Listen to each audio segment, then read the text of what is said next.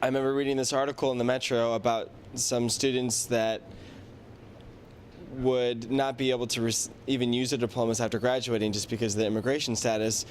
but despite that wanted to pursue higher education to better themselves, to enrich their lives, to be able to possibly one day work and use their degrees and what they've learned to be able to better their families' lives and to better the community, and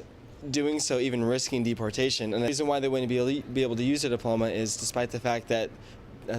scholastic institutions provide ways for these individuals to be able to continue their study. Immigration policy currently doesn't allow for a pathway to any kind of citizenship of any sort, being either a legal permanent resident and then later on consequentially a U.S. citizen. There's no pathway, and so those who have received their diplomas and have earned their diplomas won't be able to use what they learn in society,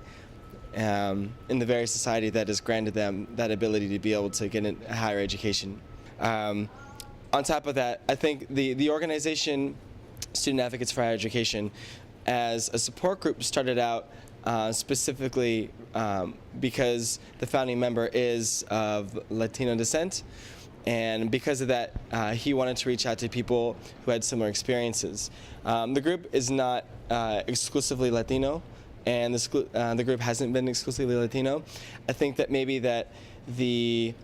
rights movements that have been a part of California's history, especially in schools, since the 60s, and even before, just with farm workers and such, I think it's just part of the history, at least in terms of those of Mexican or Latino Hispanic descent. I think I think the main thing for us as a group for SAHE is that a lot of students feel that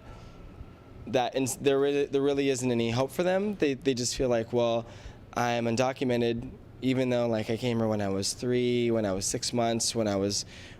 12. There really isn't any option for me just to go and get a low-end job, and then the cycle of poverty for their family sort of continues. I have a friend actually who he's really sharp, and he's good with math, and he's very like visually creative, and he wants to be an architect, but he feels like, well, what's kind of like what's the point if I can't study what I love and get this sort of like academic certification in a way. If my skills and my hopes aren't sort of like realized through this process, then what's really the point of even going after any dreams at all? And unfortunately, that's a mindset that becomes persistent throughout a whole community, and it becomes so in very subtle ways and very lasting ways.